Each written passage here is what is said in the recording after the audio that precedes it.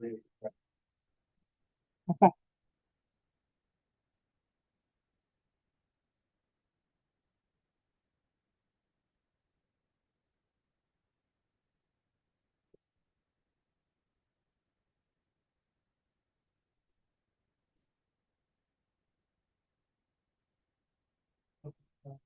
feel browser? Sure. I'm gonna do it. Make that call.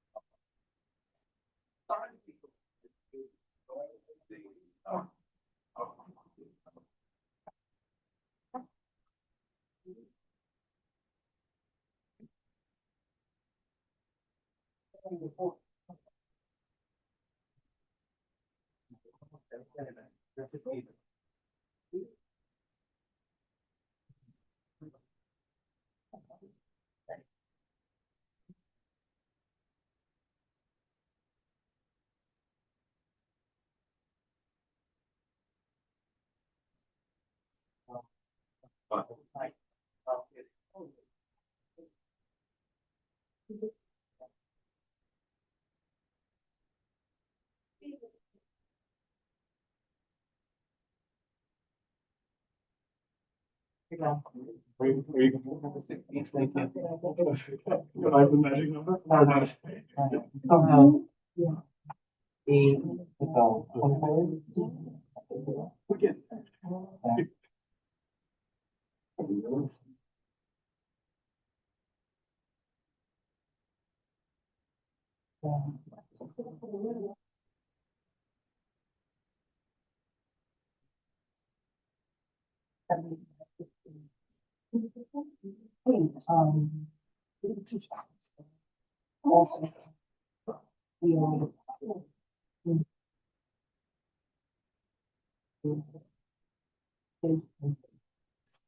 So the kids club.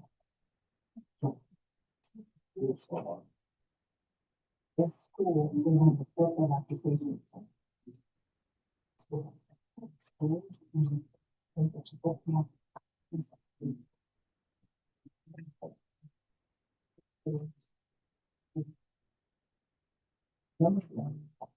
Look at this little one.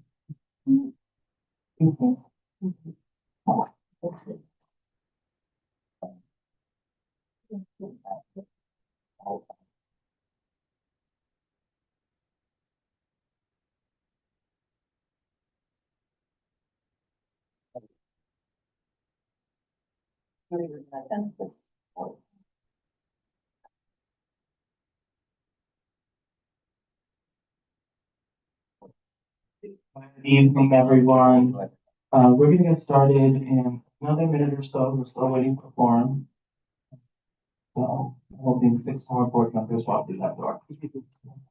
Sit tight, thank you. There's the banner up top that says meetings being recorded. Hit okay. Oh, over there.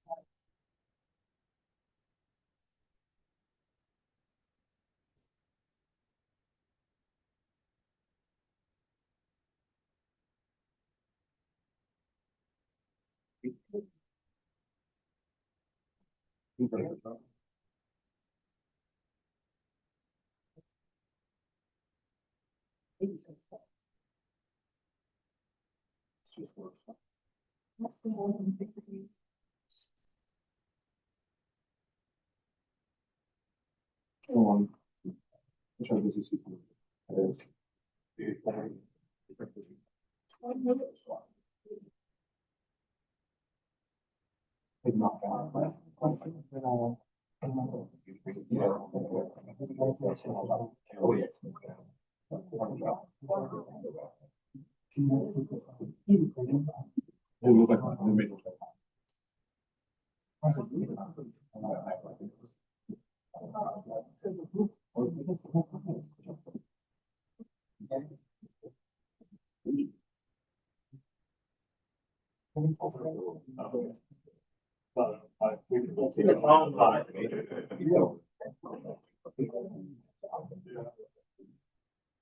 let's make it seem like we're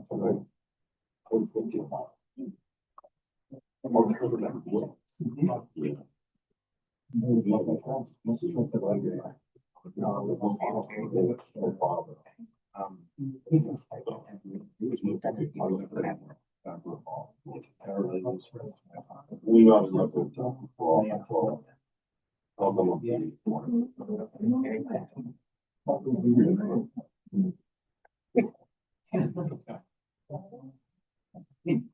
we both know. Hello. Get back to me.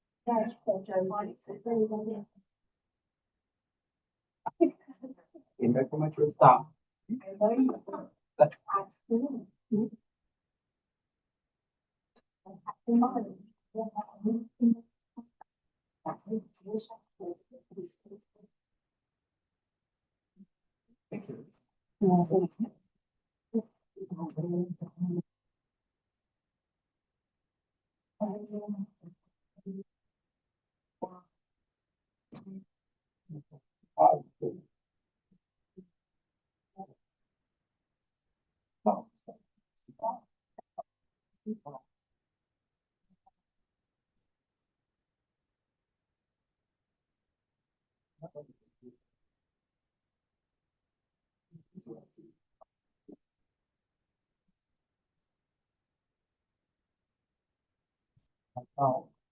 Did you mean? It is fast. That's pretty cool. I think we could do it with Apple. Are you doing straight? You can. I'm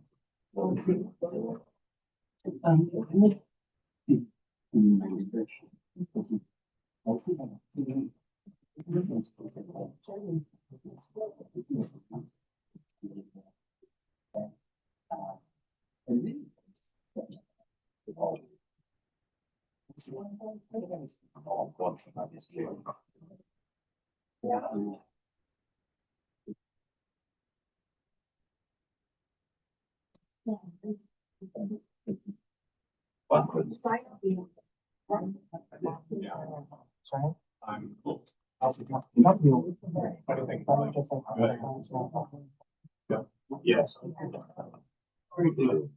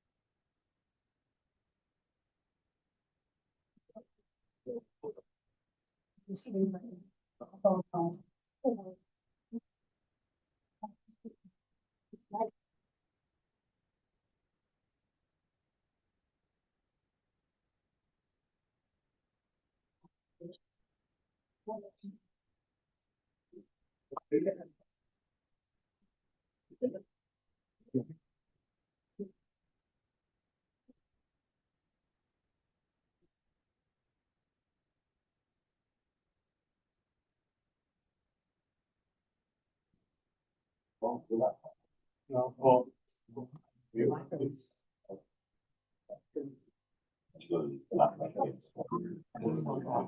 small, for one, but it's like. Yeah. And then adequate for one trust. Oh, only 49, so. Yeah, I know. And keep up with it like this.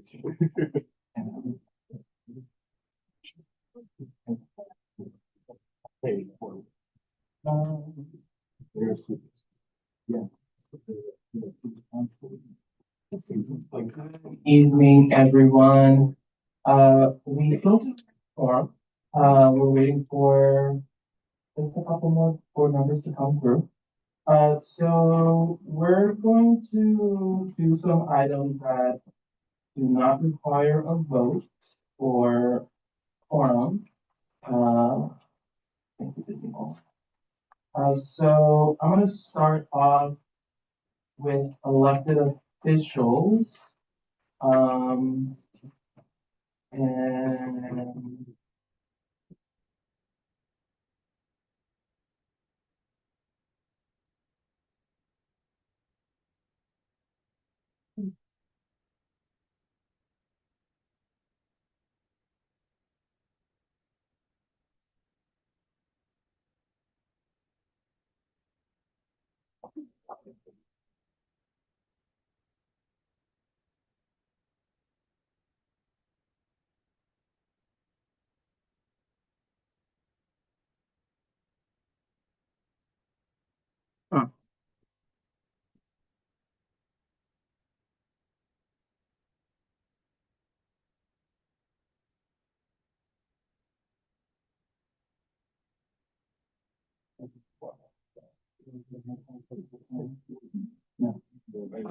so we're gonna do some elected official reports and have them come up. And I may interrupt you once I see another board member come through and get quorum. So I'm gonna start with Rob Aguilar from Councilmember Velez's office.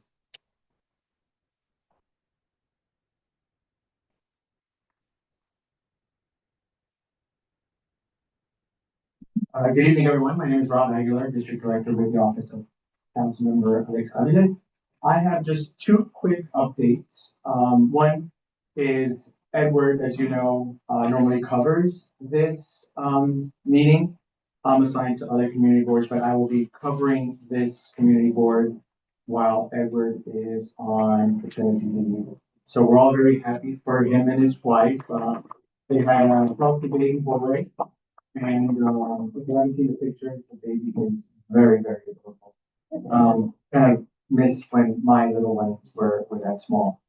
So the other two updates is we have a co-naming event taking place this Sunday over at 60th Street and Fifth Avenue.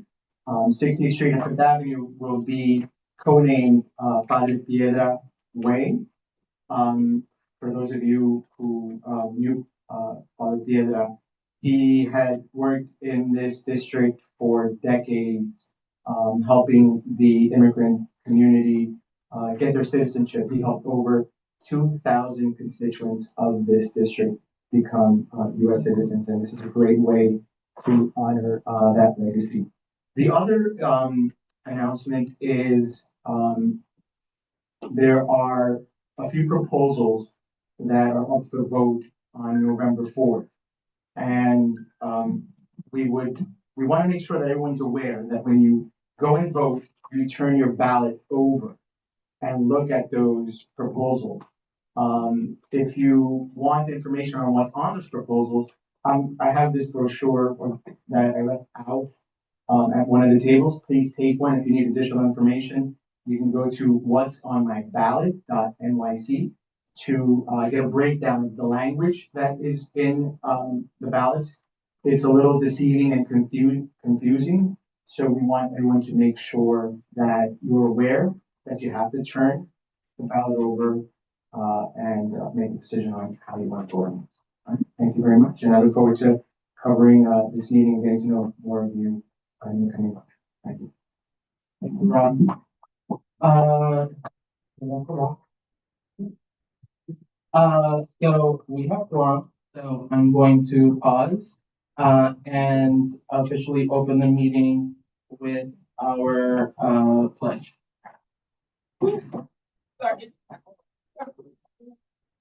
I pledge allegiance to the flag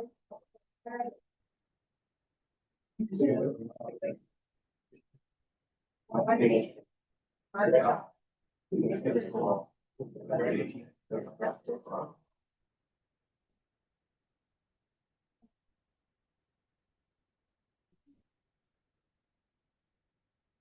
We'll, now move to the roll call.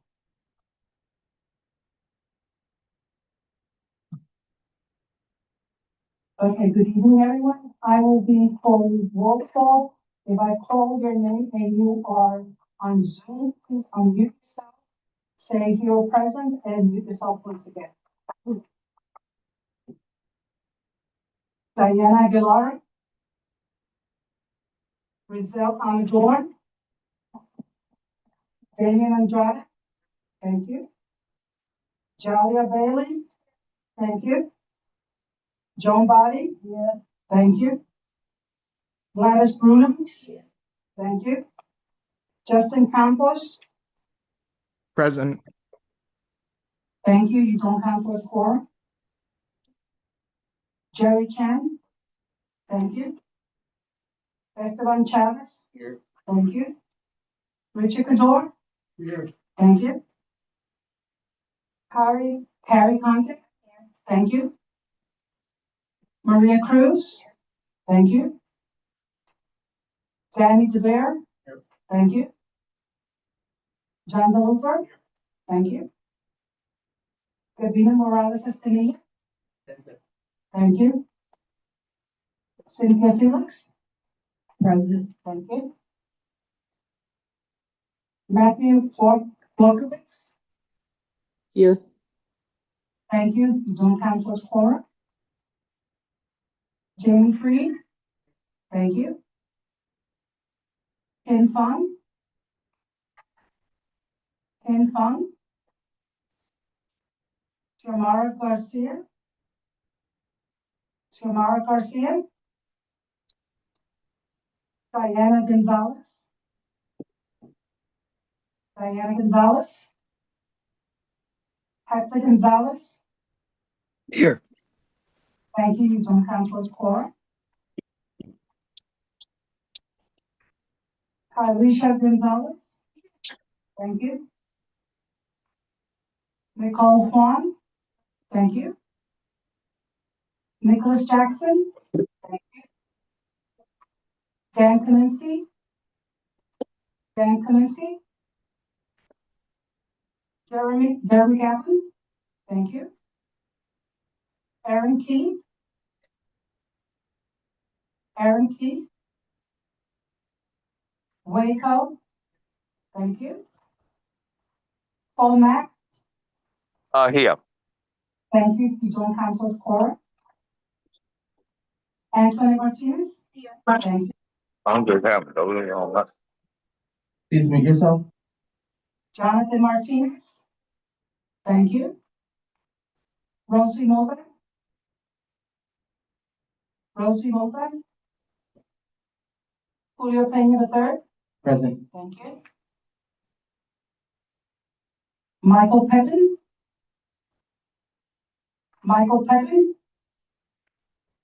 Benjamin Reeves. Benjamin Reeves.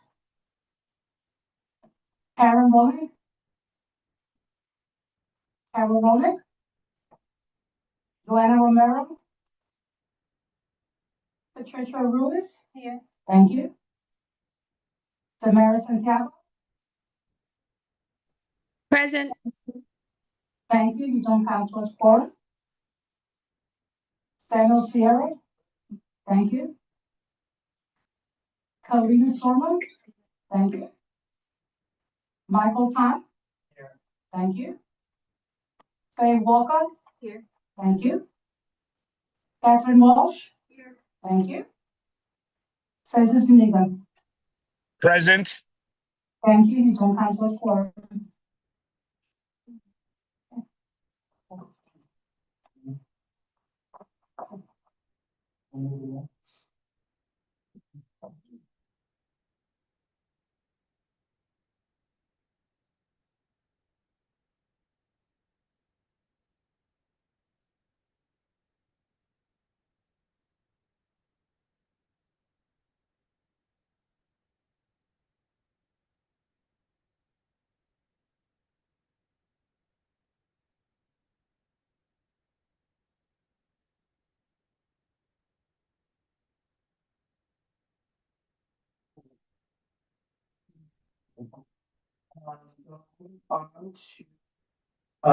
The adoption of the agenda, with one correction. Just want to move the finance and bylaws committee presentation to the first committee report. Is there a motion to accept with that amendment? Motion by Pat, seconded by Sam. Is there any objection to adopting the agenda as amended? Seeing or hearing none, it is so adopted. Moving on to adoption of the minutes from, September 17, 2025 board meeting. Is there a motion to approve There are no minutes because there was no meeting, there was no quorum.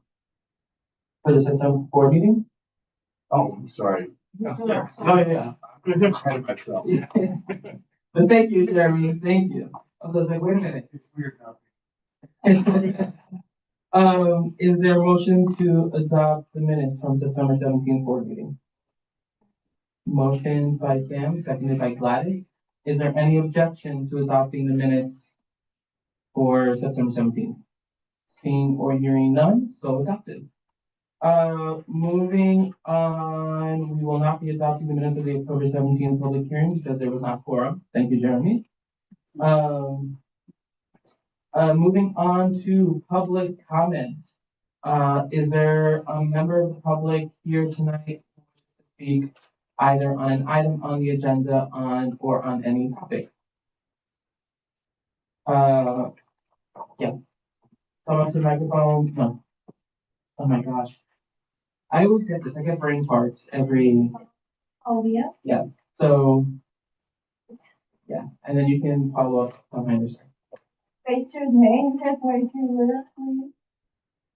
On the Microphone. Yeah, I'm just gonna wait till we bring up our thing. Yay, thanks for having us. Do we have 2 minutes? Is it? Yeah, right. It's like.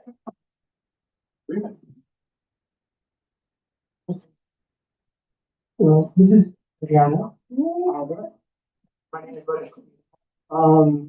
A newspaper for the Sunset Park community called the Sunset Post.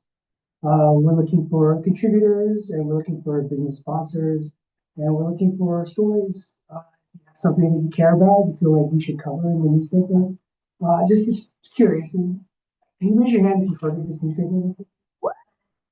Awesome. Great. And can you raise your hand if you've seen the November edition or gotten a copy of this? Okay, good. All right. So there's I have plenty of copies here. I'll be happy to distribute. Yeah. Just wanted to say hello. Yeah. Yeah.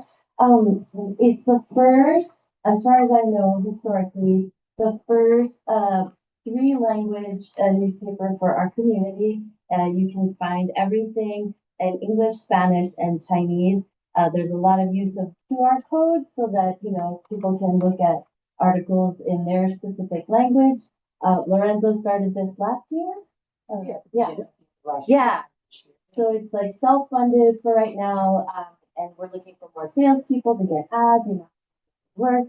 But we're really excited about it, and we're looking for more people that speak English, Spanish, Chinese to get involved. So even if it's high school kids that are looking into journalism, college kids that want to get a first gig, definitely reach out. We're on Instagram and Facebook.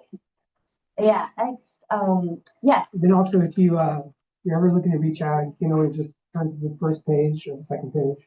and there's contact information in there. On the website, you can go to the contact, and I get those messages. Yeah, in addition to young people, we're also looking for retired people, retired reporters.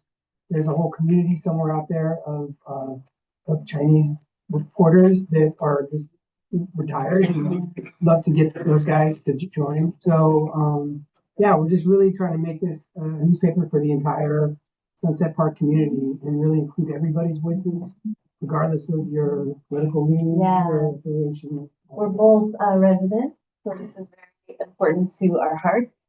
And local media, so important right now. So cool. Thank you so much. Thank you. Any other public comment? Sir? And then John, followed by, yeah. Hi, everyone. Hope you're all well. My name is Trey McGee. I'm with Target Margin Theater just on 52nd Street. We just completed a 3-week run of some shows. Thank you all for coming out if you came by. My name is Trey McGee. I'm the operations manager with the theater. So we have 2 rehearsal studios. We have a big, beautiful warehouse theater. If you're interested in talking to me about what kind of services we offer, we do rentals, we do performances, rehearsals. If you just need a room to sit and think for a while, come talk to me. We have those. We're happy to provide. We are also participating in Sunset Park Wide Open this weekend. We'll be opening our doors really all weekend. If you ever want to just like come by, say hi, and take a look at the space, you're welcome to come in. Specifically on Sunday from 3 p.m. to 6 p.m. We will be open and doing like rehearsals and some work in the space if you want to come by and like actually get a look on some of the work that we're doing. We're preparing for our upcoming gala that's going to be on Monday. We also have a lot of exciting rehearsals going on for our show that's going to be produced in the spring. So please come on by. I also have cards. If anyone wants to come by and grab a card from me, it has my contact information and all that on it. That's it. Thank you. Thank you.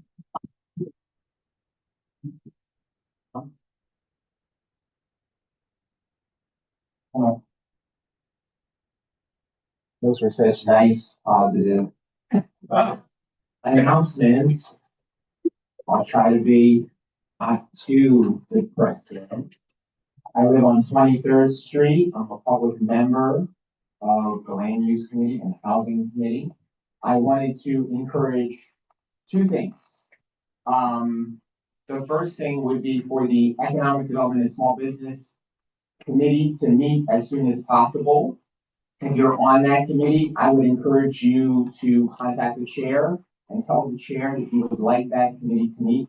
There are so many critically important economic development issues impacting this neighborhood, impacting CB7, and it would be, I think it's so important for that committee to meet regularly to discuss those issues.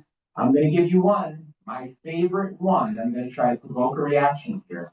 It is the Steiner Studios film studio plan. This is, in my humble opinion, the least democratic, massive development proposal that has faced this community in a long time, where the Economic Development Corporation, with no consultation whatsoever with this community, decided to put a 900,000 square foot film studio project right on the waterfront.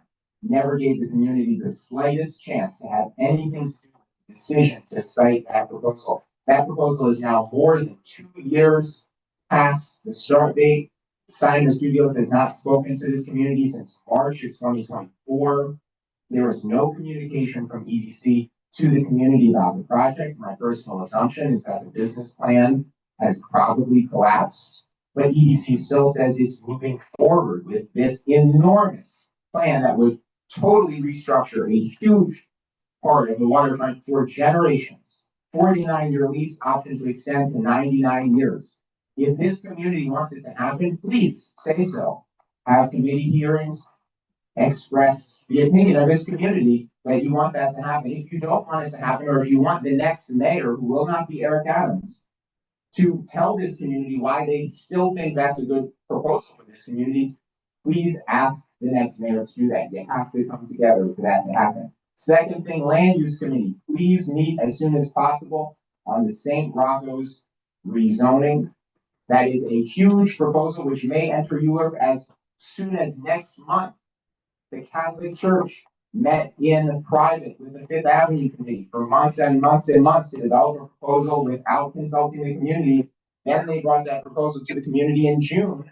Unfortunately, the board has not met on it since June. Supposedly it's entering Europe next month. That's what they told us. And please, land use committee, work with the housing committee on that. That wasn't so negative. I tried to use more facial expressions. Thank you, everybody. Thank you, John. Okay.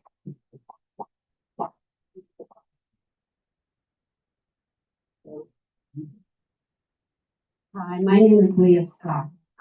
2 years over on 18th Street between 7th and 8th, and I wanted to raise a life issue around noise. I'm kind of new to how this process works, but I guess at this point I'm looking for other people who are interested in trying to move forward. And what I'm interested in is getting a citation using camera on the Prospect Expressway. Expressway is about 2 miles long. It goes from, depending on what direction, 45 to 25 or 25 to 45. Normal hum of traffic on a busy road is to be expected, but that road seems to attract a lot of modified exhaust systems that are super loud. And so I am starting to explore on my own how we get a noise camera there. It seems like there's some sort of project, pilot project in place, from local law 7 of 2024. The Department of Environmental Protection seems to have some sort of noise camera program already going on, but how you formally request that, who you go to, how much it costs, what the process is. Trying to discover, and if anybody else is interested in pursuing this with me, I'm here, please.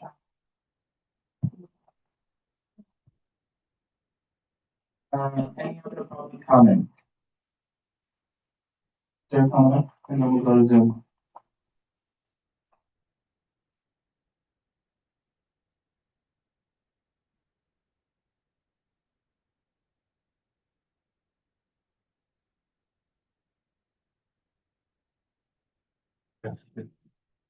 My name is Ron Davidson. I live at 353 38th Street, which is a homeless shelter.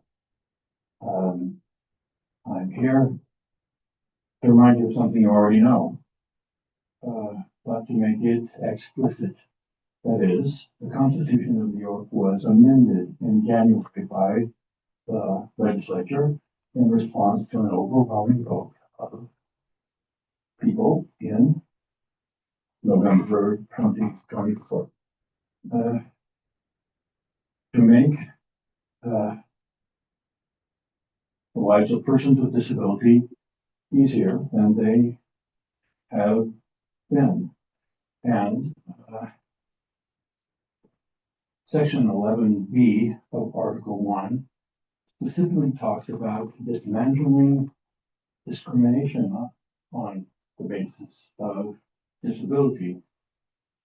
This is a duty of every public entity in the state, including the community board. But it's up to the each community board to define for itself what this means. And I'm here to ask you to do just that. As context for this, please let me give you a quote from perhaps the most famous disabled person born in New York, Helen Keller. She said, "I can't do everything, but I can do something. And just because I can't do everything, it's not going to stop me from doing the thing that I can."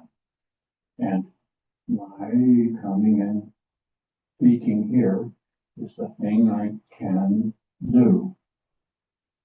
But please let me give you a different context, a Brooklyn context for the change in the Constitution and Helen Keller's words And that is, there was slavery in Kings County in Brooklyn up until the 4th of July, 1827. And as context for the people who had been slaves and had been slave owners, let me give you another from a descendant of slaves, Maya Angelou, who said, do the best you can, but when you learn better, do better. And so now that I've spoken to you to remind you of a change in the Constitution, please do better in the future than you have done in the past, especially with the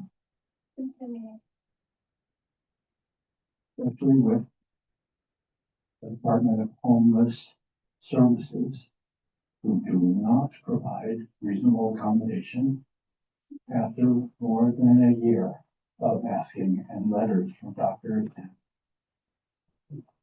There's little you can do, but you can decide to do something more than nothing. Thank you.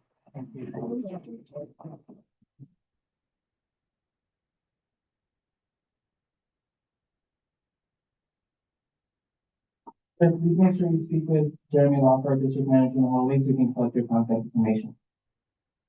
Moving on to Zoom for public comment, we Allison Wong. You should be able to unmute yourself, Allison. Hi, can you hear me? Yes, you have 3 minutes. Okay, thank you. Good evening. My name is Allison Wong. I'm the assistant branch manager at the Sunset Park Library, located on 5108 4th Avenue. Tonight, I just wanted to highlight a few of our upcoming programs that I wanted to share with everyone. On Saturday, October 25th, we'll be having a huge event at the library called Wonderfest in partnership with Team Wonder and the Cities of Awe Lab. It centers around the idea of awe, of things that inspire awe and bring us wonder in our neighborhood.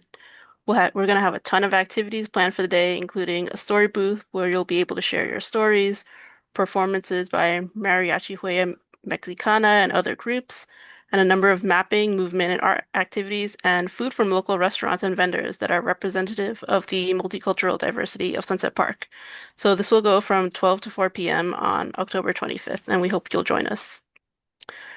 Second thing, today we launched a series of technology classes targeted for older adults to support them in attaining technological literacy and skills that they can use at work or in their own personal lives. It covers topics such as getting started with Zoom, how to use Gmail, and even an introduction to selling products online, a different topic every week. That will take place every Wednesday at 2 p.m. starting today, and it goes until December 17th. This is offered in both English and Spanish, bilingual at the same time. And the last thing I want to mention is that the Sunset Park Library, along with a number of other BPL branches, recently launched a new program called Delivering Together, which is aimed at supporting delivery workers, of which we know there are many in Sunset Park. For this initiative, we've partnered with Los Deliveristas Unidos, the only organization in New York City exclusively focused on improving working conditions for delivery workers. Our role in this, the library currently has a fully stocked bicycle repair kit, including a charger, available for checkout with a library card. So if you are someone who rides a bike or you know someone who does and you get a flat, please come to the library. We'll be able to help you. Thank you. Thank you, Allison. Moving on to Dylan Fletch. I hope I pronounced that wrong. Right, I hope I pronounced that right. It's already. Yes, hi. Hi, everyone. My name is Dylan Flash, and I'm a resident of Sunset Park. I'm here to speak today about the expense and capital budget priorities. So hopefully this is the right time to do that. We just heard about Brooklyn Public Library and some of the many wonderful programs that they provide for our community. I'm here to advocate for an updated line item in the district needs expense budget priority list. Hopefully you can all hear me okay. My request is to increase public library expense funding to at least half of 1% of the total city expense budget. Right now it's close to 0.45%. So this isn't a drastic increase, but it is a significant one. And I'd like to also advocate for the use of that increased funding to go towards hiring more library workers. There's a current line item from last year.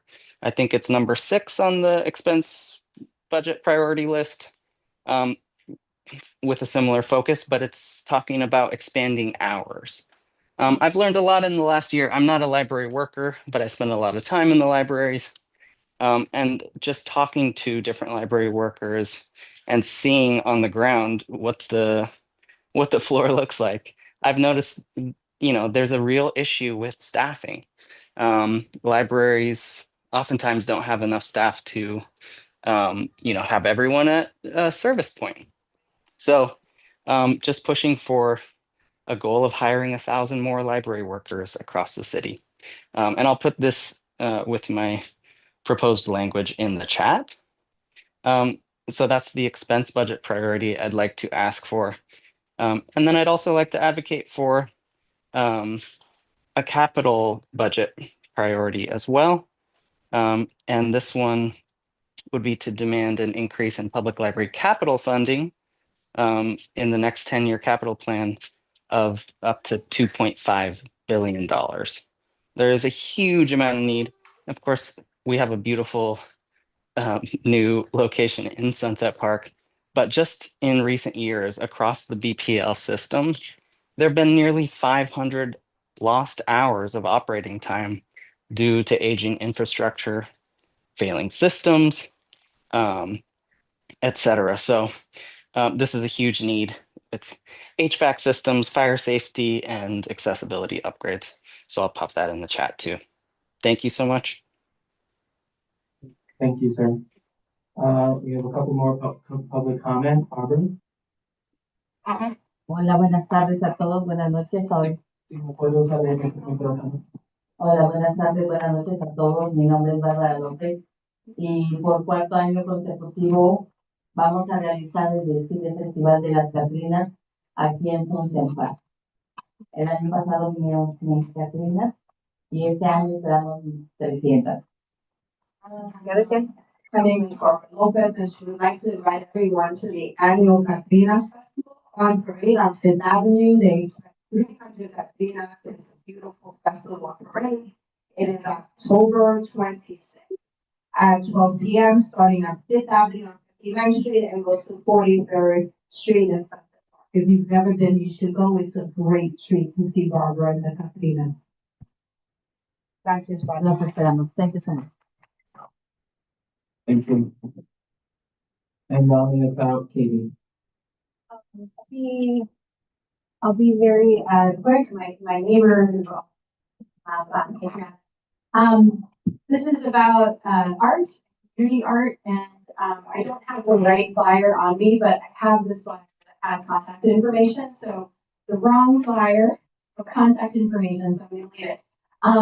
We are really excited on our block.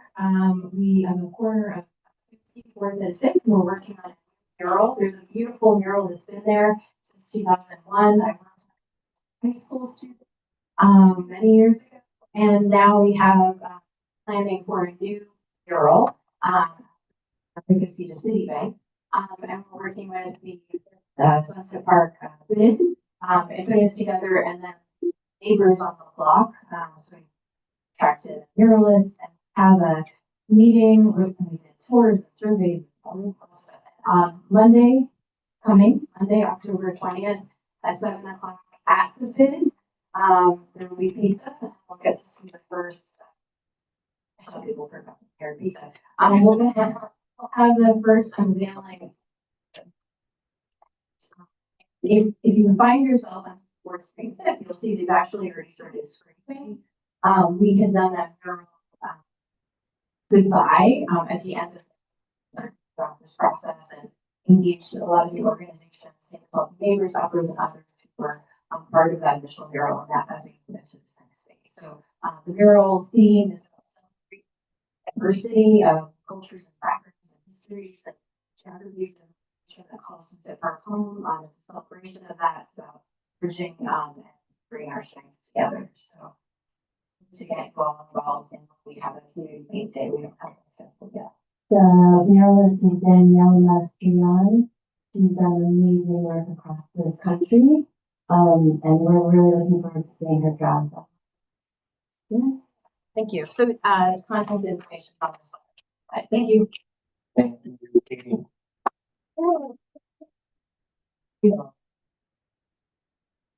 Reports, I want to acknowledge Assembly Member Lester Chang. Thank you for joining and thank you for your patience while we went through public comment. You want to share a few words with us? Thank you very much. Thank you. Good evening, everyone. I'm Assemblyman Lester Chang, representing Sunset Park, Tiger Heights. One short announcement, Halloween Day, 31st, in front of my office, we're stopping the streets for Halloween festival, for Hamilton Parkway between 69th and 70th Street. From 2:30 to 6 o'clock, we'll have performance, games, and whatnot to giveaways on that day. So, and I look forward for the board, passing this budget, so I see what's the request, so I look forward. I'll leave you my business card in the back for those who have issues that are not getting anywhere. I'll do the best I can. I know everyone has issues, so we'll try to do what we can. That. So thank you very much. I'll leave my business card in the back. Thank you. Thank you, Assembly Member. Moving on to our committee reports, finance and bylaws. Thank you, Nick. Hey, everyone. I'm Nick Jackson, I'm the chair of the Finance and Bylaws Committee. This month, we unfortunately didn't get a quorum during the Bylaws Committee, the Finance and Bylaws Committee. So what we would normally do would be to hold a public hearing on the budget priorities, which are in a packet out in the hallway. We weren't able to, unfortunately, hold that hearing. We weren't able to hear everyone's preferences and suggestions for changing the list of priorities. So my first plea is, if you're a member of the committee, please try to show up next year so we can do the process the way that it's supposed to. But we come up with a contingency plan, which is to delegate to the district manager the power to amend and adjust the priority list based on a public survey which we put together and we're going to send out. Jeremy will kind of make adjustments to the list. We'll take into consideration the comment that was raised today. We'll put together a list, and then Julio, myself, and Giamara will review it, make sure we think it comports with everyone's feedback. And that's the proposal for how we would go about it. I think we need to I'll need to make a motion consistent with that. And there's a fly outside. Thank you. So I'll move that we delegate the power to prepare a draft list to the district manager, which will be signed off on by the chair and the chair of the finance committee and the vice chair of the finance. Thank you, Nick. Is there a second to the motion? Seconded by Jerry.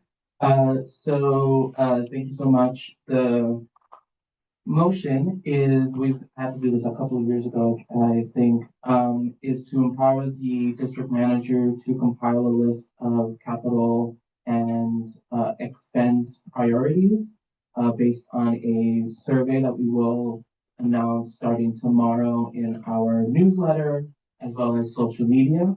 That newsletter will be open for 1 week, and then after that, the district manager will compile the priorities, and it will be approved by myself, chairperson, and the chair and vice chair of the Finance and Bylaws Committee.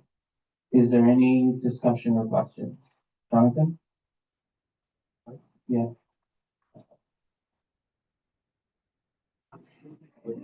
Sorry. No, that's fine. So, in terms of the process, is the chair for any committee involved in this process, or any way to involve the committees in this process? It's a great question. I would say, chairs should submit the feedback form either via the survey or email directly to the board with any specific priorities that they feel are necessary or are a priority. What is the deadline? I think the deadline is the 23rd, October 23rd, 5 p.m. Thank you. Any other questions? Okay, I like to see if we can do this. Is there any objection to adopting the process for submitting our capital expense and budget priorities for next fiscal year? Seeing or hearing none, it is so adopted. Thank you, Nick. And also, I want to ask everyone to please share it on social media when it goes live on our Instagram, Facebook, and Twitter. I'm still gonna call it Twitter. Moving on to,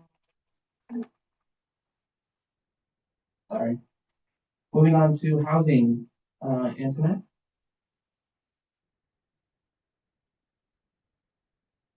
Followed by transportation.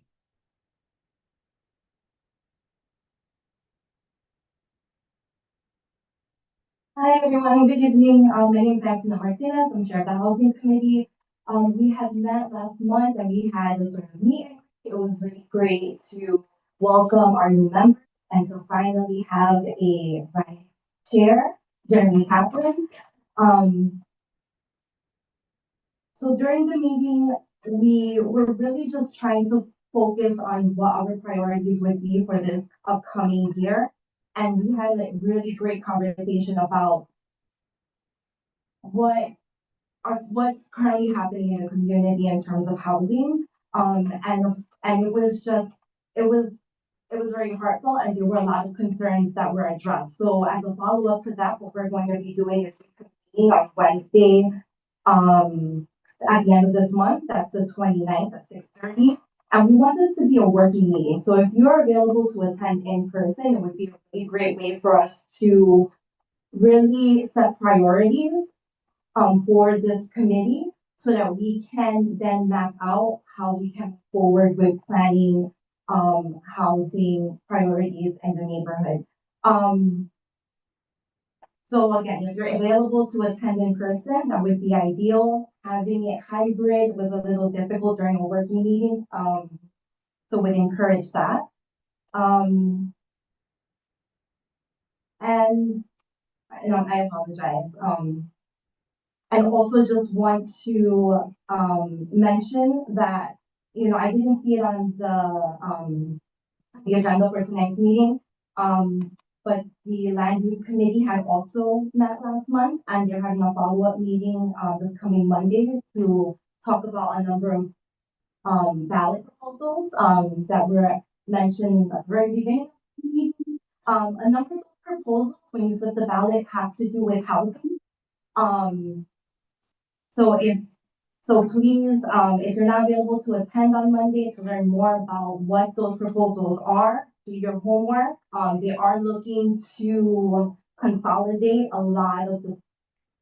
they're really just, in my opinion, trying to do away with a lot of community things. And remember, ULURP and the process in terms of land use and zoning and housing, that's not something that was given to communities. Community boards did not always have a say in that process. ULURP is something that people fought long and hard for, and it wasn't something that was adopted until. And these ballot proposals are looking to really change how land use decisions are made. So it's really important that we educate ourselves and that we also in turn relay that information to others in the community. Just wanted to touch that. Thank you, Antoinette.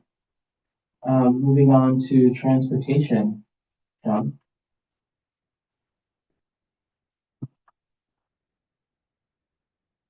All right, good evening, everybody. So the Transportation Committee met on September 30th. We had representatives from the Institute for Public Architecture who brought a almost room-sized model of the Gowanus Expressway as it goes through our neighborhood.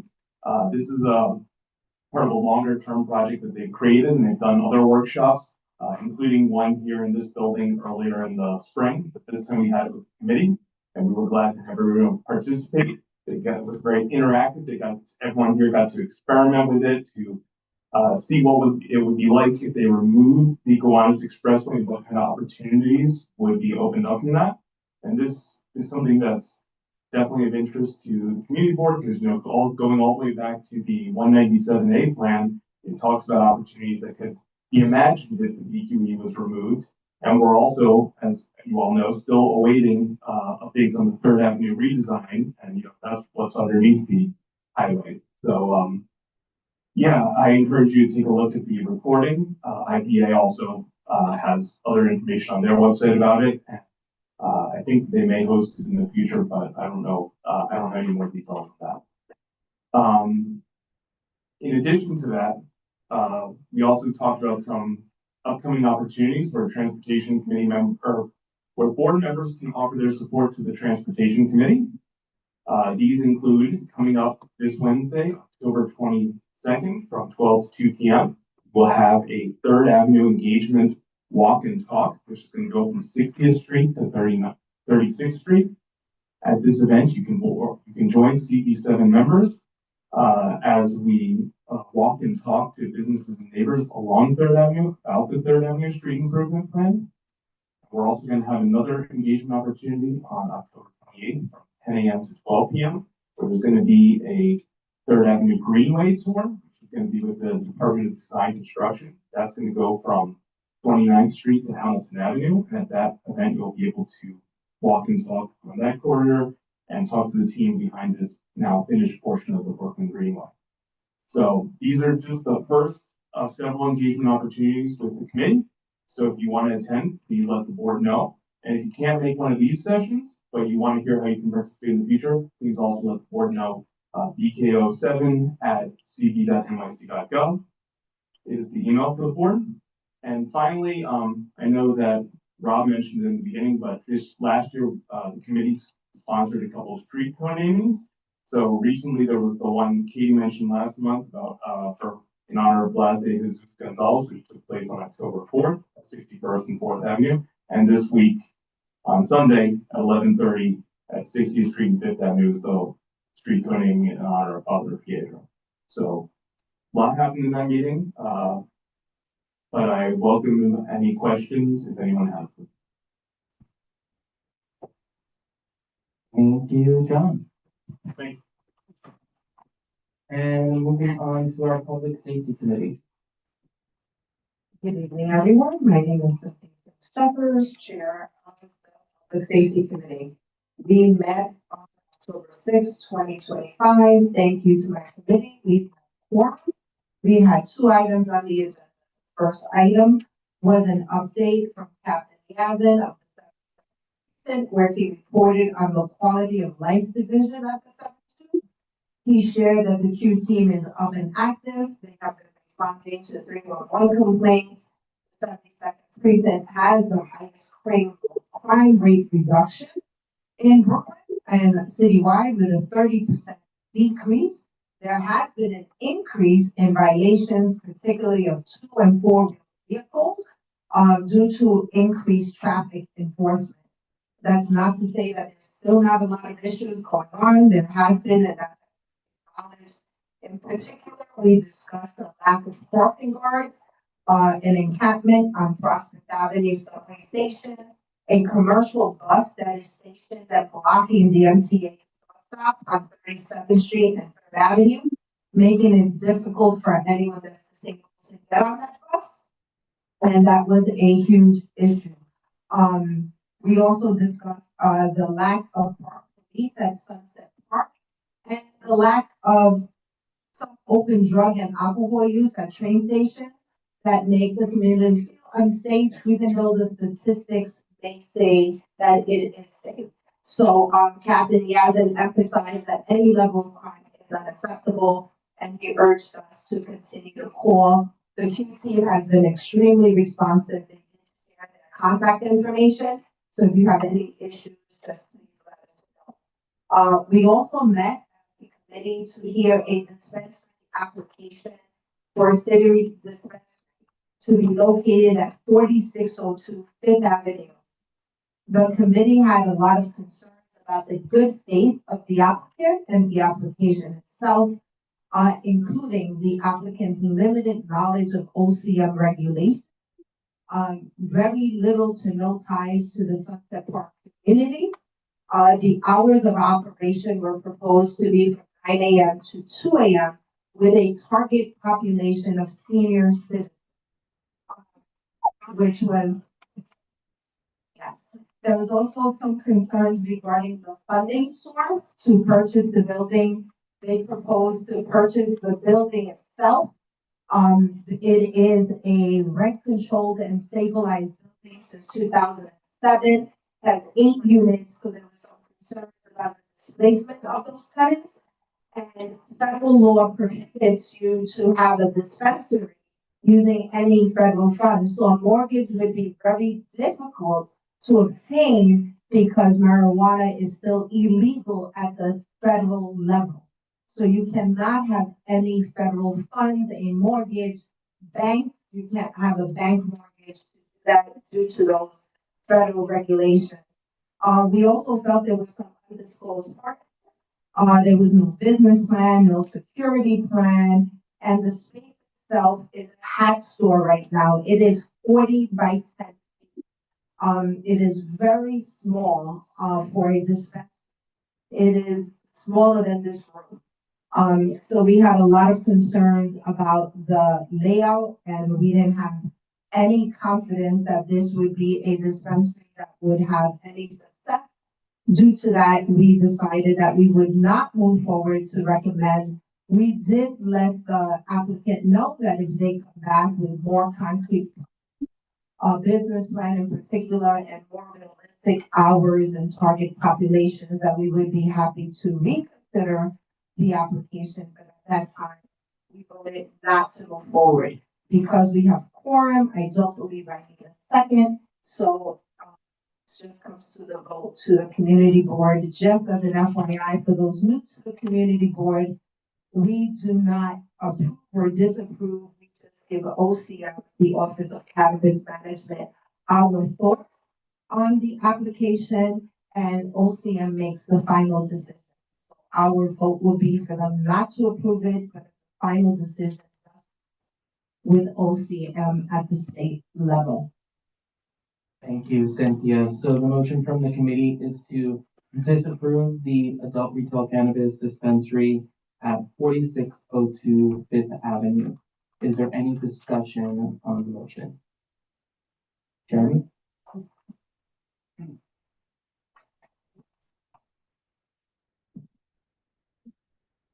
I just checked the address. Are they trying to buy the whole building? I see that there's the tops, the bodega. I used to live on that block. So it'd be both of those locations? No, it would only be the hat store. Just the hat store. Yeah, because if you look at it, the tops has their lease expires, I think in 2032, so they can't use it. They also cannot use the basement. The basement has lease as well. In the minutes, we put a link to the building department that tells you the leases of when every tenant is up. And so it only would be the hat store. That was the concern. If it was the tops, it would be much bigger. It is only the hat store. Also, too, the laws isn't it about like every 5 blocks? It's supposed That to is be? correct. There's already currently, a weed store just 2 blocks down. Correct. On 44th Street. So technically, isn't that already? That is correct. So right now, there is, so the proximity rule is correct. We did approve at this community board, Jay's Exotics, 44th and 5th. There is some kind of lawsuit going on with OCM due to proximity because they kind of flubbed it. So that's on hold, but the proximity rule is something we also brought up because we approved in December of 2023-24 Jay's Exotics on 44th and 5th. So that would also be an issue that they should not have it. We also brought up that there's 2 churches down the block that fall within the footage, like by 1 or 2 feet.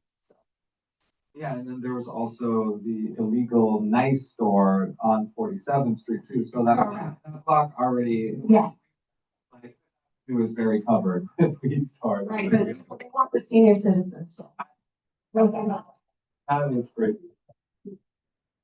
Any other questions or comments? Okay, so if there's no objection, I move that we move forward with applicant for the reasons so stated. So, because this is a disapproval, I'd like to do this via roll call vote. So Maria, will you call the roll? Yeah, a yes is to disapprove, a no is not to disapprove. Which is kind of an person. Diana Aguilar, Grisel Andor, Damian Andrade, Jalia Bailey, Joan Body, Gladys Bruno, Justin Campos, Jerry Chan, Esteban Chavez, Yes. Richard Cador, Carrie Conte, Yes. Maria Cruz, Yes. Zanny DeBear, John DeLuper, Gabino Morales, Cynthia Felix, Yes. Matthew Forex, Yes. Jamie Freed, Ken Fung, Xiomara Garcia, Diana Gonzalez, Hector Gonzalez, Tylisha Gonzalez, Nicole Huang, Nicholas Jackson, Zan Kaminsky, Jeremy Kaplan, Erin Keith, Wei Ko,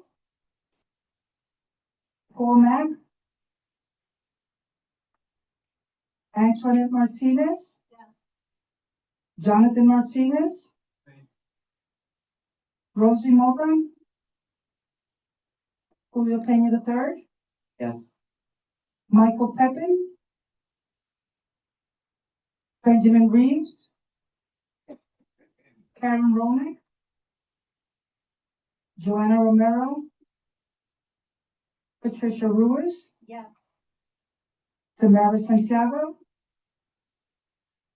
Samuel Sierra, Yes. Alina Surman, Michael Tom, Faye Walker, Yes. Catherine Walsh, Yes. Cesar Zuniga,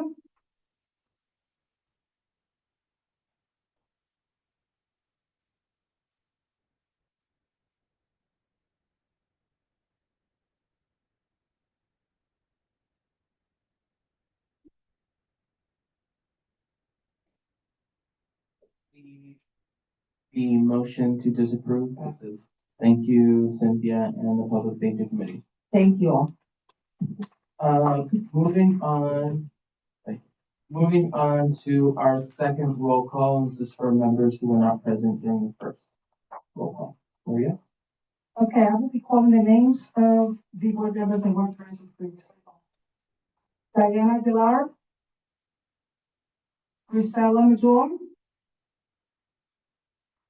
Jamie Freed. Thank you. Oh, you are you. Ken Fun, Jamara Garcia, Diana Gonzalez,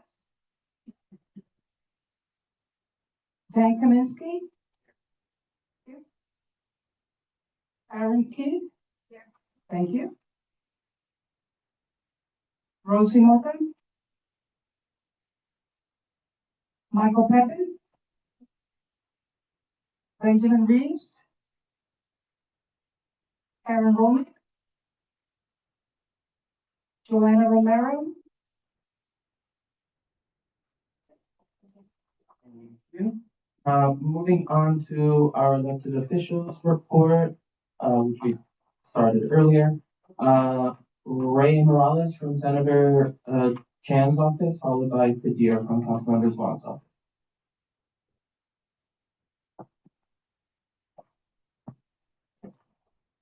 Good evening, everyone. My name is Ray Morales. I serve as the Chief of Operations for Senator Stephen T. Chan, District 17. I'd like to give you a couple updates. Perhaps the most important update, the one that was most impactful to the Sunset Park community, is the Ethan Loretto update.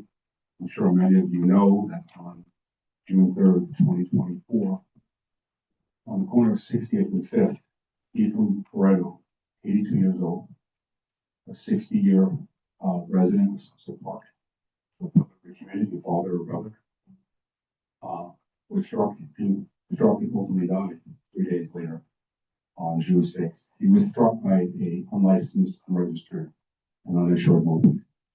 I'm happy to report that the efforts of our office, Shannon, the King's DA on numerous occasions and helped to get the family, I'm not going to say justice, I'm going to say closure.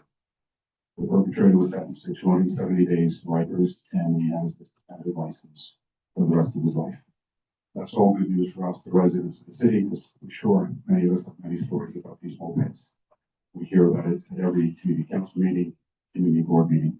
So we're happy to report that some level of closure for the family was gained 270 days in Rikers. We don't have to look far, we see it on news all the time. We had another tragedy in July 12th, and the 80-year-old and the 59-year-old were killed on 52nd and 3rd Avenue. So the whole point is the Senator's working very closely with other elected officials to sponsor legislation that has more accountability and stricter penalties for perpetrators in this. On a happier note, we have 2 district office events that I'd like to make you aware of. The first one is a very popular one.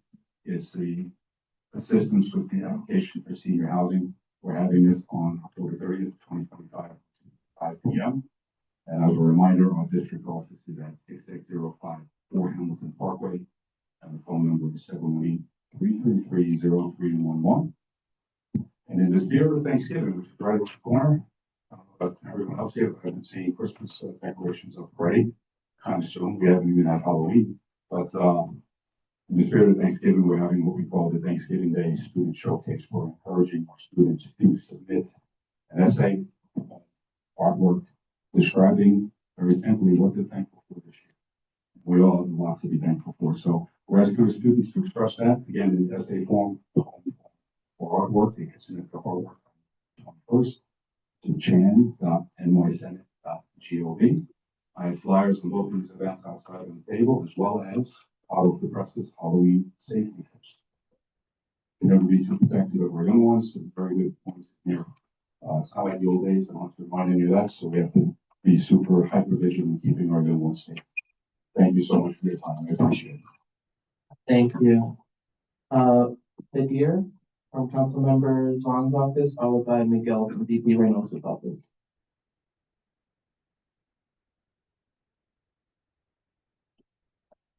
Hello, everyone. My name is Kadir Usmanov. I am a community liaison for Council Member 1. I just have some updates about upcoming events. So tomorrow we have an event where we are going to be providing and fighting for the benefits of our veterans, benefits that they deserve, from 9 a.m. to 4 p.m. It's tomorrow at our office at 6514 20th Avenue. So if you have anyone that you know, please refer them. We'll be there for them. Also, upcoming Monday, October 20th, from 11 a.m. to 2:30 p.m., there will be free helmet giveaway at PS 247. We also have an event for Halloween from 2:30 to 4:30. We're going to be giving out free candies, face paintings, and also there's a QR code on the bottom. I left some flyers outside. If you scan it, you can register and get free pumpkins if you want. It's also going to be happening at our office.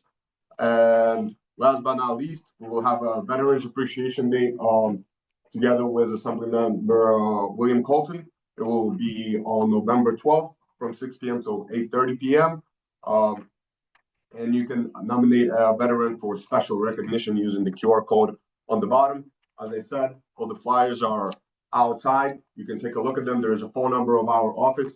Please reach out if we can help with that. We can help out with anything. Thank you. Jerry, you have a question? Yeah, question. Olivia. Video, we have a question for you. Well, actually for Steve Chan's office. So I'll bring up a concern, right, that I've been bringing up for a very long time. So I'm gonna make it very public now. Right, along Avenue, along the M train, right, there's a lot of dark area. When I say dark area, because it's a train station, people coming out, walking in the dark area.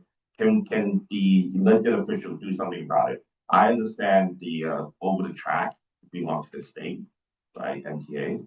Can Senator Chan and Councilman, yeah. Can we do something about doing some lighting and portable lights so we can light it up so people don't kind of fear walking down the avenue? Starting from probably starting from 6th Avenue all the way down. So you guys do cover 6th Avenue all the way down, Father entry. Thank you.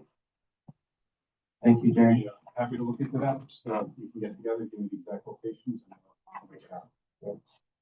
Entry, just follow the entry. Yes. That's It's true. Not that long. Miguel, followed by Sean from the Assembly Carroll's office.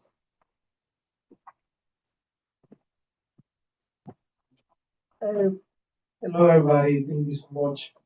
Miguel from the Office of the Borough President. Those of you who didn't get a chance to meet me earlier at the last meeting, I'm going to be representing Community Board 7 from our office. I want to say happy Hispanic Heritage Month for all those celebrating. Also happy Italian American Heritage Month, and also happy Polish American Heritage Month. The Office of Open Board President is very proud of that. We also have some events to support this heritage event. I also want to remind everybody that we have released the 2025 comprehensive plan for Brooklyn. The board office has worked on this for the summer. It was released. The board president office released the 2025 comprehensive plan, raising for the long-term equitable growth across the borough. The plan is a great tool for community boards, which detail maps and statistics describing the current state of the borough and recommendation for improving infrastructure and avenue across Brooklyn. The 2025 comprehensive plan for Brooklyn can be accessed at the Office of the Brooklyn Borough President website. If anybody has an issue, let me know. I can also show you how to do it. We are continuing the pink design competition that we have for Brooklyn. This is the file for it. Until we spend there another month, so it's gonna be due now on November 2nd. So if you know anybody that wanna decide the next thing for Brooklyn, I encourage them to apply for this as well.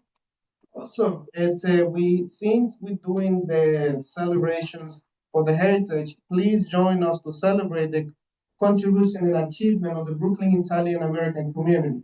The celebration and proclamation ceremony will take place between 5 and 7 p.m. at 8711 18th Avenue.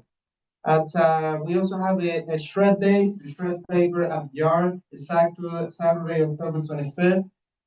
Join us our community shredding event to keep your information secure and your home free of clutter. Also adopt a shelter animal. Please also come with us. This is gonna be an adoption event outside Brooklyn Borough Hall, in which you can come pick up your nice little kids and whatever it is necessary for your home going forward. As always, just want to go with just some regular information. I mean, if you have those different issues, the city is not doing anything about it. It was a call. We also have information about community boards. I mean, you already know, but in case you need more. And a veteran event also happening, and if you guys need assistance information, and also pregnant women. So if you're very pregnant or planning, we have a bunch of resources for them. Thank you very everybody. Question, Mary. Do you have the plan in other languages besides English? Question is, do you have the plan in other languages besides English? Talking the comprehensive plan, correct? I'm not entirely sure if we have all the languages, as of now, I know that we have English, but I can follow back with you to see if we have all the languages. Question from Sam Sierra. Can you share, or rather, if I missed it, repeat the location of the shredding event? That was my question too. The training event, I love that.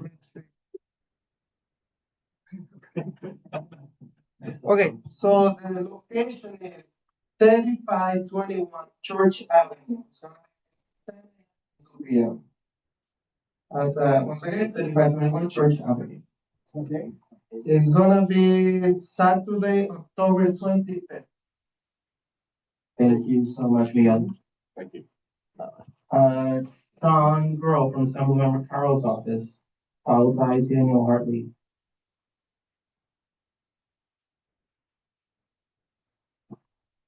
Hello, everybody. I'm Sean Girl from Senator Carroll's office. I got a couple of events to share with you. First, Wednesday, October 22nd, we have the Department of Finance coming to our office at 416 7th Avenue. You can, renters or homeowners can have a 20-minute appointment with the Department of Finance representative to find out ways to save themselves money, which is a good thing to do. You make an appointment by calling our office at 718-788-7221. There's a flyer outside. Point like this one. And secondly, it's a little ways away, but Wednesday, November 12th, we have the mammogram bus coming to our district office. Again, 416 7th Avenue.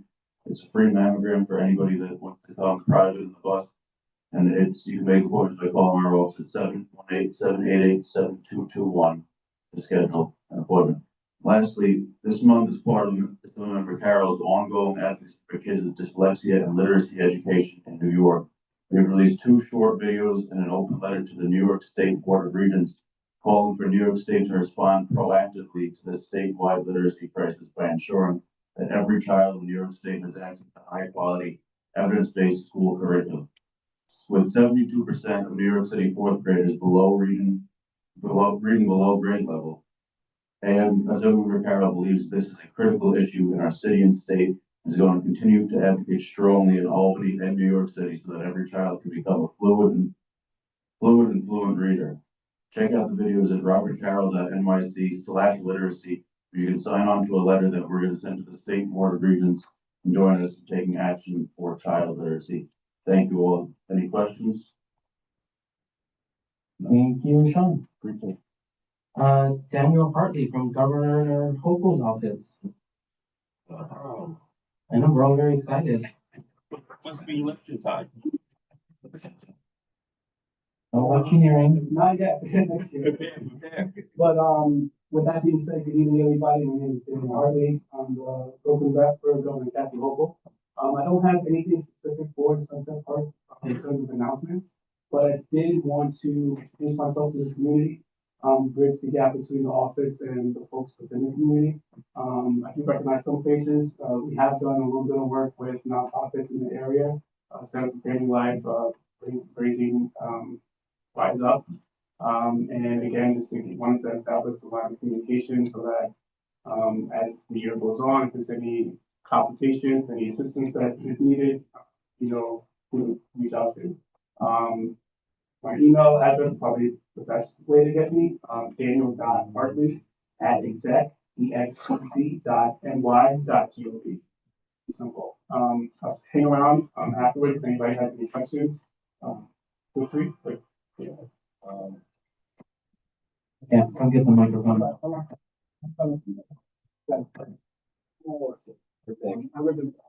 Yes. I have one at the back of the desk. Hello. Yes, hi.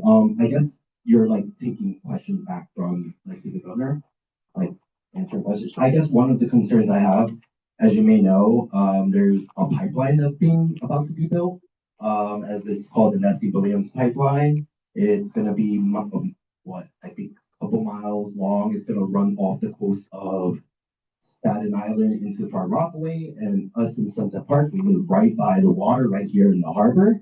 I just like encourage you to relay back to her to really deny that pipeline. As someone who lives on Third Avenue, literally right by the water, I don't think our water needs another pipeline. Our water is already green enough. This ain't no Bahamas, but I want it to be. But it's about what, $33.2 billion in national grid customers are gonna be at stake. And most of the gas that's being produced from that pipeline won't even go to Staten Island residents, Long Island residents, and so on, and even Brooklyn residents. So I just encourage you to really talk to her and really deny that pipeline, because we live on the water and we don't deserve more gas in New York. And we're supposed to have clean water, clean air. We deserve that. And building another pipeline doesn't solve that. It just damages the marine life. And right now we're already seeing more marine life than normal coming into our harbor. And if we really want to keep that, that pipeline should not be built. Thank you. Yeah. Hello.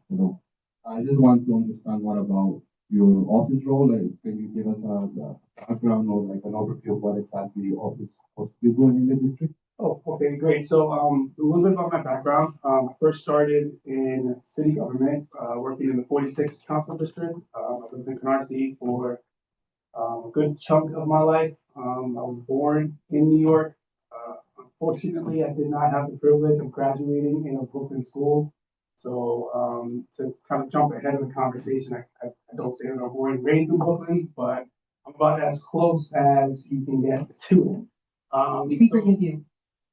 Working at the city council for 4 or 5 years, then I worked with Tom and Napoli in the same capacity for about 2-3 years. Then I took a break from government, went into education, was the dean of students at a middle school. Bless your soul.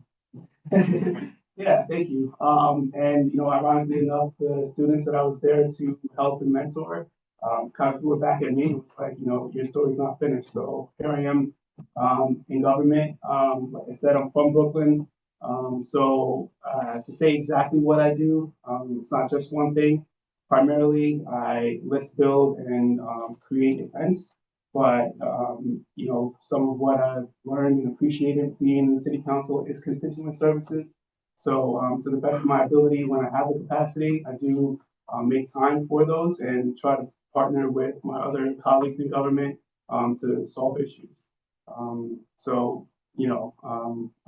consider myself an ally to all Brooklynites, all New Yorkers, and I'm here to help. Thank you. Thank you. And we have one more question from Katie. It's a question, sorry, so it's a question and also just anticipation. So a lot of other states have now had the National Guard come in and ICE like really crack it down, and this is happening, but I'm recognizing, sorry, you have to keep talking to make it work. I'm recognizing that I don't know what Hobo's plan is, right? And again, I'm thinking this is like mid-October before the storm. We're about to have a New York City mayoral election. Like, what is she gonna do? How is she gonna show up? Because they're gonna pick off neighborhoods like ours. I don't want to be having this conversation a lot where we're all in crisis mode. There's already stuff that's been happening, but in terms of all the threats and everything he's doing, I mean, New York is on the list in, again, less than a month. And so what is the plan? How are you guys working with local reps? How are you working with community organizations in a way that is not further in an escalated way with NYPD, like what so it's good you're here, but like we need you here next month and we need you here the month after that. But like, could you say anything about what her position is, what she's planning on doing? Because we need to keep ourselves safe. There's a lot of fear in the neighborhood and the community. Yeah, that's very valid. We've also been in touch with local offices and nonprofits to just monitor just overall ICE movements within all communities. A specific plan, I do not have that answer, unfortunately, but I can assure you on many of the federal impacts to New York State that the governor has kind of pioneered and fought against. There will be some kind of I really can't speak on it because I don't know, so I can't tell you something. But I will be here at the next meeting, and my plan is to be here so that I'm not missing big chunks of information and events, and as they happen. We can continue to have conversations if you have like more concerns, more specific concerns. and, to hear it out and, develop some response. Thank you. I do want to move on. We have a couple of other presenters, but thank you, Daniel, and looking forward to seeing you next month. Good question. You can be 30 seconds or less. Following up on what Kate was saying, this board voted to support the New York for All Act. So I know it hasn't gotten to the governor's desk yet, but I would encourage you to take that back, that is an action. If she starts to talk in favor of that, it would probably put a lot. Really push that forward. Okay. Yes, I'm gonna time you, Jonathan, 30 more seconds.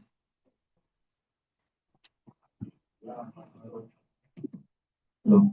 So given that a lot of Medicaid changes are coming to state, I just want to know what exactly the government is trying to do in this community in terms of enrollment and any other requirements that will be needed starting from 2026, and in terms of resources for the community. Super valid question. At this moment, we're still kind of in the waiting period as hearing and observing what's happening with the federal government. And we've already addressed some of the expected financial cuts from the federal government. But we can't fill in the entire budget that you would get from the federal government. So at this moment, there's no I don't have any official task force or things to say we're on it. But just like everything else that's happening with the federal government, we are observing and making strategies on how to kind of create a stopgap places that we can.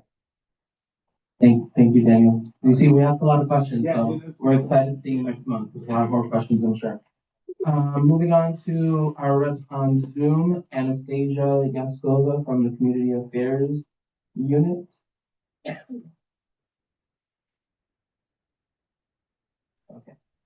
Good evening, everyone. Thank you so much. I don't really have any updates. I'm more here, take any concerns or issues. So if you have any questions or concerns to bring up, feel free to address.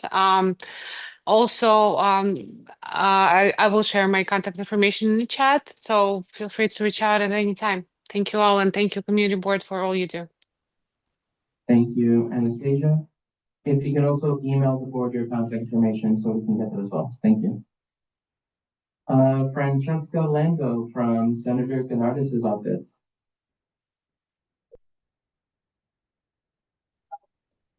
Hi, everyone. Good evening.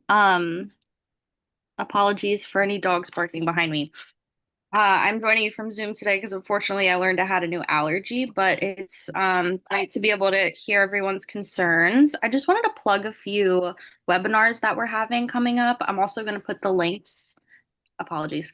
I'm also going to put the links in the chat, but we're having two webinars. One is on Wednesday, October 22nd at 6 p.m. We're partnering with the folks over at EdCap to talk about how we can pay for college and managing student debt. I did leave those flyers at the community board last time. I'm praying that there's some left over. The second one is on October 27th at 6 p.m. and it's called Caring with Confidence. And it's just offering practical steps for supporting our aging friends and family. There is also, I totally forgot those two parts. This first part is on October 20th at 6 p.m. So if you want to worry about the legal stuff, that's on the 20th. And if you want to learn more about aging, dementia, and caring for those with long-term and chronic illnesses, that would be on the 27th. Again, I'll put the links in the chat and there's flyers in the lobby, hopefully.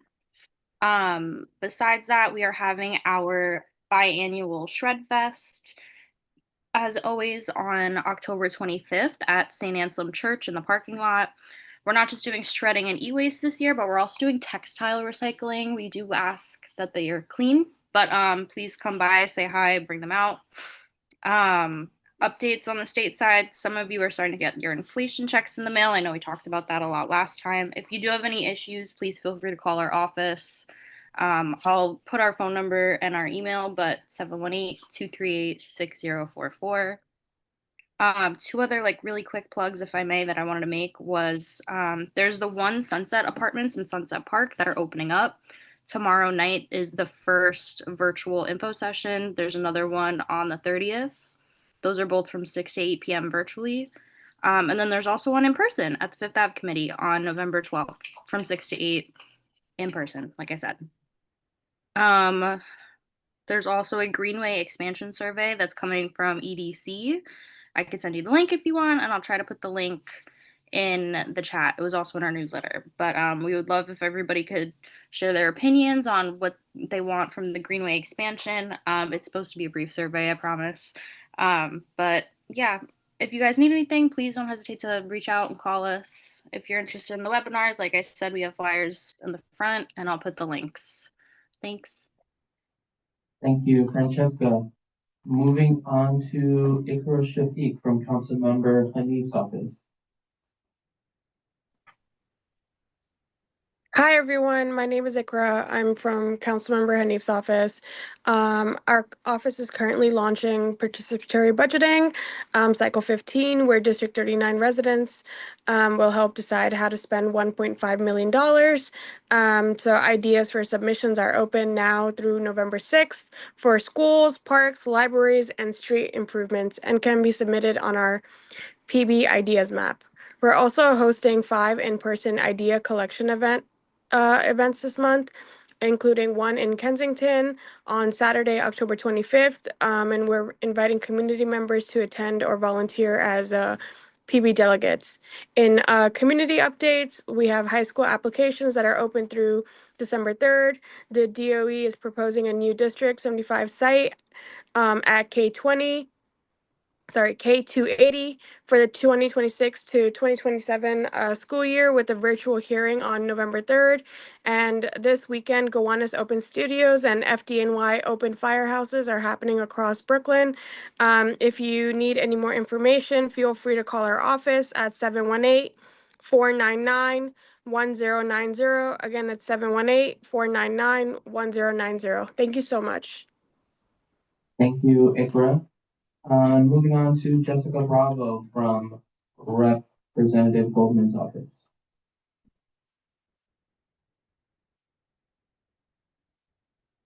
Hi everyone. Can you guys hear me? This is Jessica from the office of Representative Goldman. On a federal level, as you guys may know, we're on day 15 of the federal government shutdown. At Congressmember Goldman's office, we are, starting and trying to check in with local nonprofit organizations and stakeholders here in Sunset Park to see how they're doing, how things are going on their end. And we're aware that there is a lot going on, and obviously that can impact the lives of people in the community here at Sunset Park. I'm going to drop a link with some FAQs in the chat for everyone, which this link includes information of what we know so far about the shutdown, but I just want to highlight some of the things that I think can be relevant for the community in Sunset. When it comes to the WIC Federal Assistance Program, the administration just allocated $300 million to it, so it may not run out during the shutdown. As for the community members that are receiving Social Security and SSI checks, they will continue to receive them. However, we do know that there's an increased wait time for customer service when people are trying to reach out to SSA. For Medicare, Medicaid current beneficiaries, they will also continue receiving benefits. USPS is not affected by the shutdown for what we know. For people who are planning on traveling, be aware that the wait times are getting longer at TSA screenings and like at airports. And I know that these are very uncertain times, but the Congress member's office is doing the best they can to get through as many cases as possible when it comes to constituent casework that we have. We're a little bit short-staffed. We don't have any interns at the moment, but we're trying to get through all the casework that we have so far, which can include people that have maybe like a case with the IRS who might be waiting on like a missing or stolen check. So for that, actually, I wanted to update people and let them know that as of now, as of October 8th, TAS is closed and we're not sure when they will reopen, but of course, we'll make sure to provide any updates we have, not only about this agency, but in general of what we hear about the whole shutdown situation. And also, we're still receiving, cases, and whoever has something that we might support them with, they're more than welcome to reach out to our office. So that's all I have today. Thank you so much, Jessica. Jerry? I have a question for you, Jessica. No, a comment that you bring back to the councilman, but this whole shutdown is, so first of all, we are very close to Fort Hamilton base, right? A lot of the families do live in these areas. This whole shutdown is still ridiculous, that they're not even, forget about the, bills paid, because they will get paid. It's just a quarantine that's in there and live in the neighborhood, they are not getting paid. So I want you to bring back to the room, right? That, hey, do it like you would choose a poll. Lock yourself in a room until you guys figure out what you guys want to do, right? So people will get paid. This is so ridiculous that everyone's fighting and people are suffering, people that live in our neighborhood. That's what I want to say.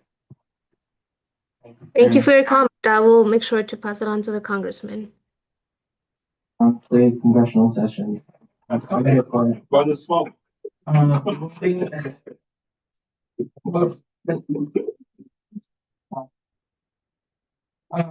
on.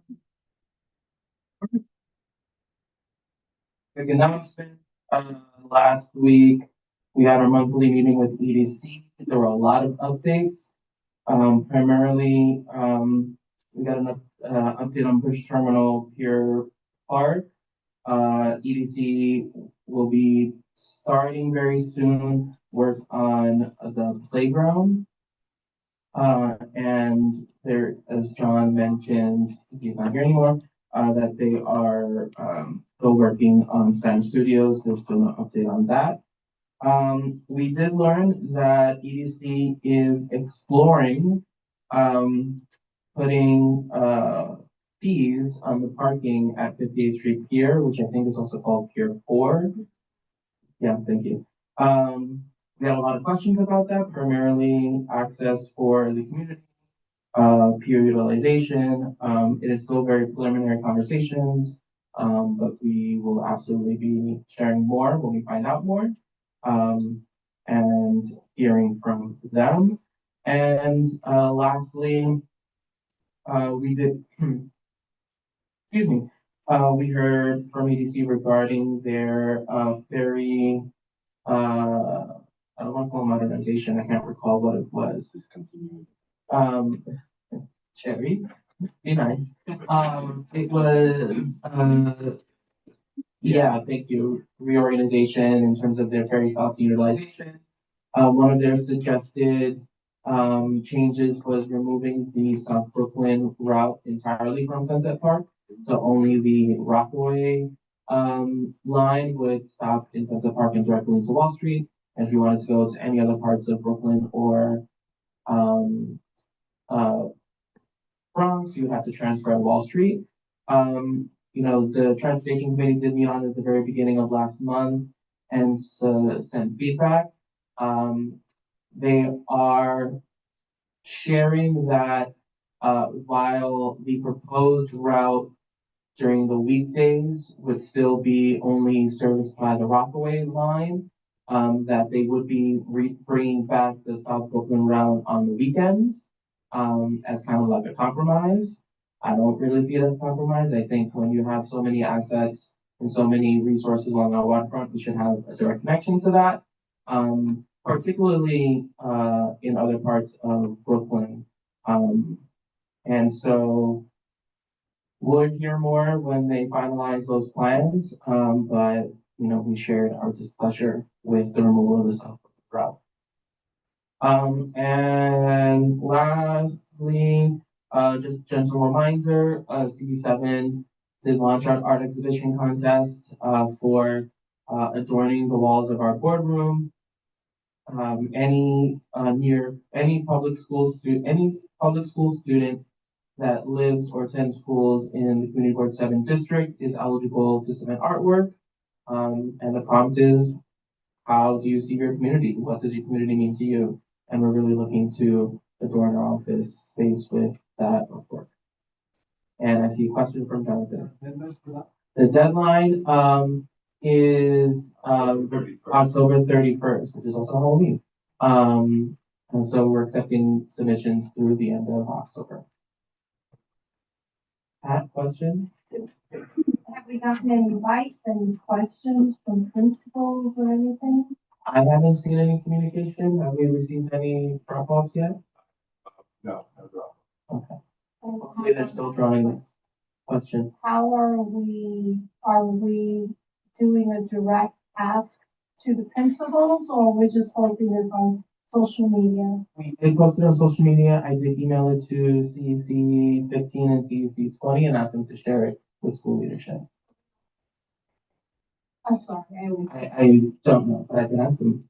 Yeah, because I'm just surprised that we didn't get any interest, especially when in other communities, when they have arts, they request artwork, you see them in the stores for Halloween, so I'm just a little concerned. Definitely follow up. Jeremy, Catherine.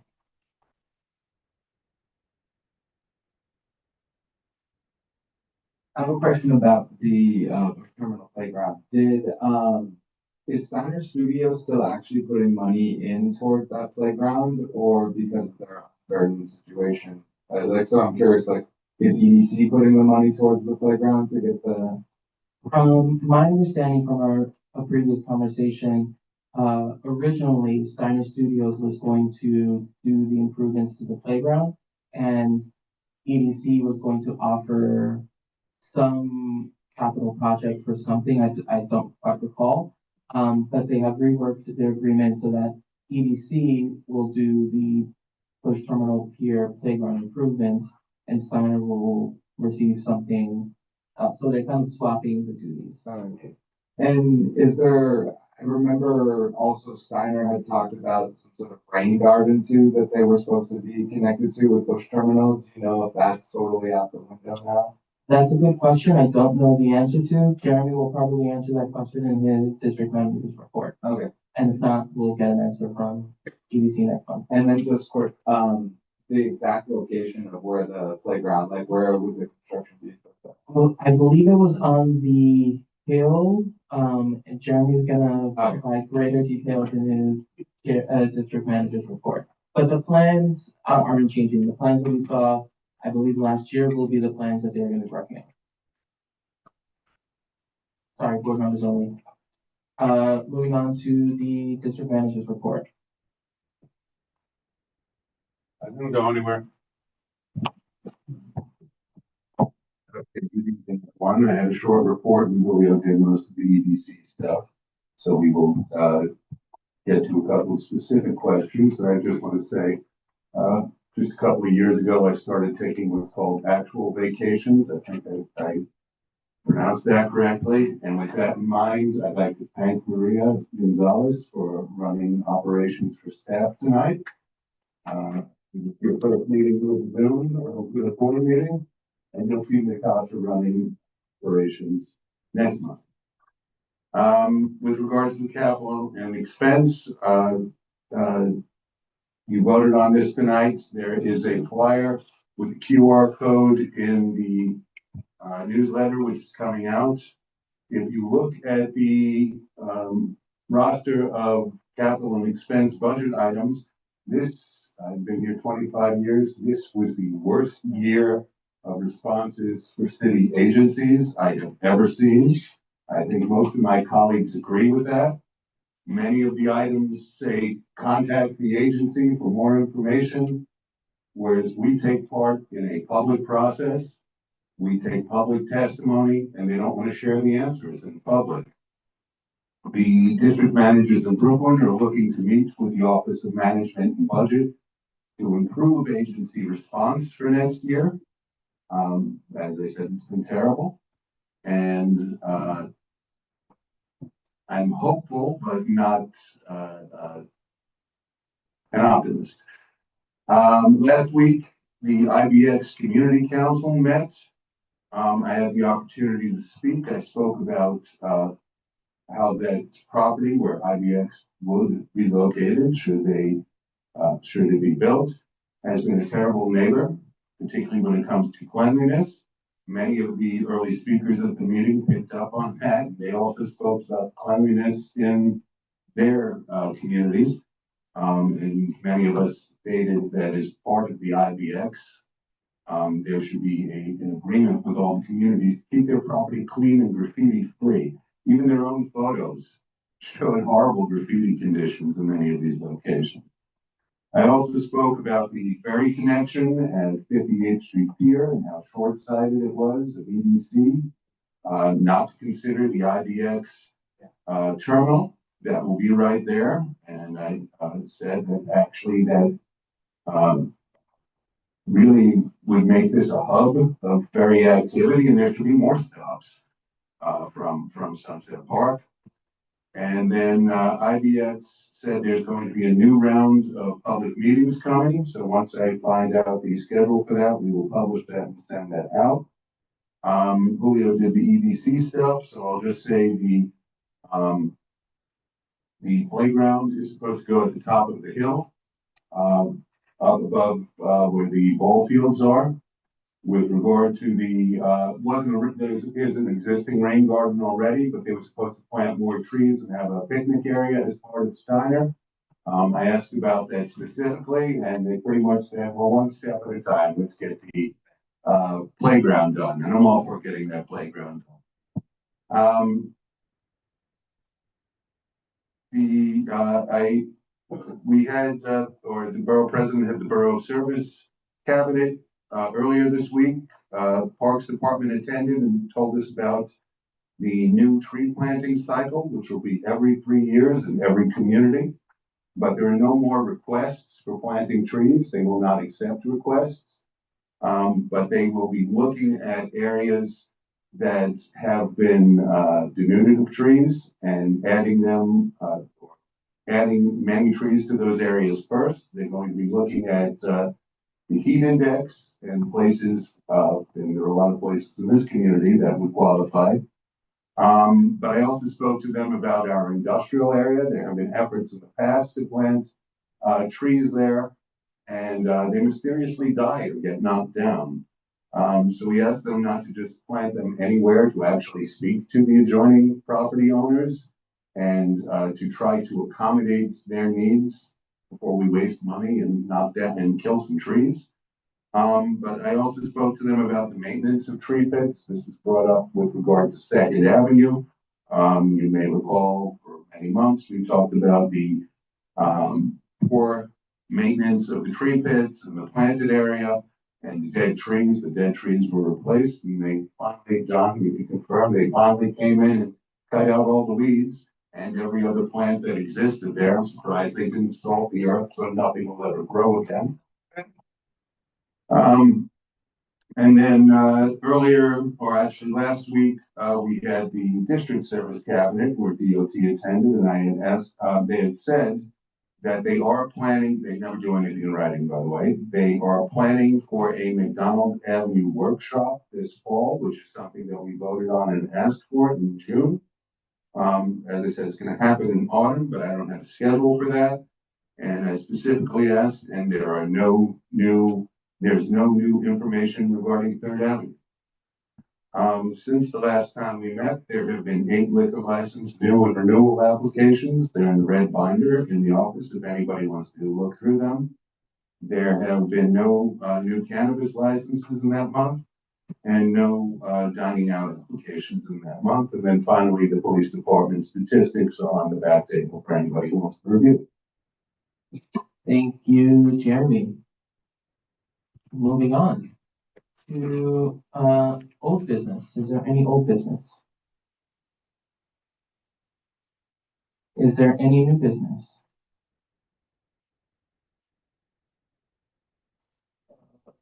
Okay, there being no other item on the agenda, the October meeting is officially adjourned. Have a good night, everybody.